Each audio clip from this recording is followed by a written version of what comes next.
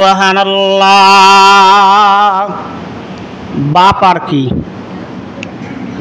ছেলে ওমান লাম ইয়াহকুম বিমা আনজালাল্লাহু ফাউলাইকা হুমুল কাফিরুন। সুবহানাল্লাহ। কোন একবার? এটাই কোরআনের আইন, এটাই কোরআনের আইন। ওরে মানুষ হইছ বেহুশ, ওরে মানুষ হইছ বেহুশ, টাকারি পিছে কি জবাব দিবি রে তুই আল্লাহরই কাছে, কি জবাব দিবি রে তুই আল্লাহরই কাছে। ওরে মানুষ হইছ বেহুশ, ওরে মানুষ হইছ বেহুশ, ঘুষের পিছে কি জবাব দিবি রে তুই আল্লাহরই কাছে, কি জবাব দিবি রে তুই আল্লাহরই কাছে। ঘুষ হলে আর কিচ্ছু লাগে না, দিনকে রাত, রাতকে দিন করতে চায় বর্তমান নেতারা। ও নেতার বউয়ের ফ্যাশন দেখলে মাথায় খারাপ। হায় রে নেতা, নেতা কাক কয়? হয়তো বলবেন হুজুর রাজনৈতিক কথা কন। রাজনৈতিক বলছি না কোরআন থেকে বলছি? কথা কন না কেন? কোথার থেকে বলছি?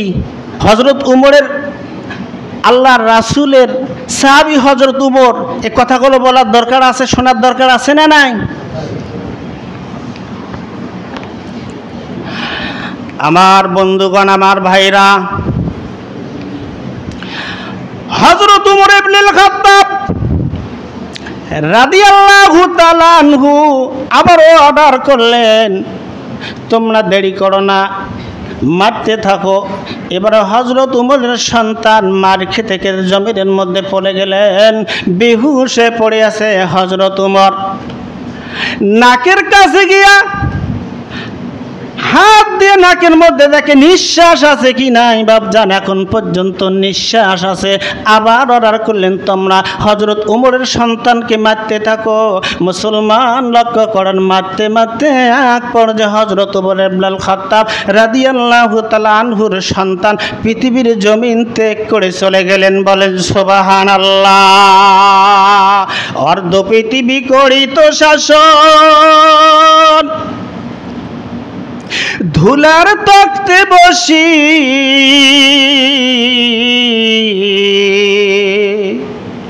খেজুর পাতার প্রাসাদ খানি, অতর বারে বারে গেছে খুশি।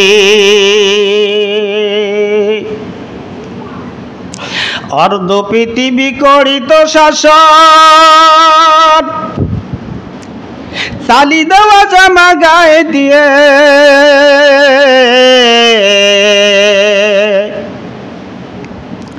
আটার বস্তা পিটি করে নিয়ে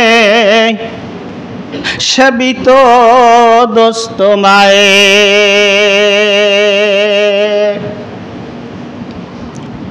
কোথা গেল সেই মানব দরদি, কোথা গেল সেই মানব দরদি, তৌহিদি সন্তান।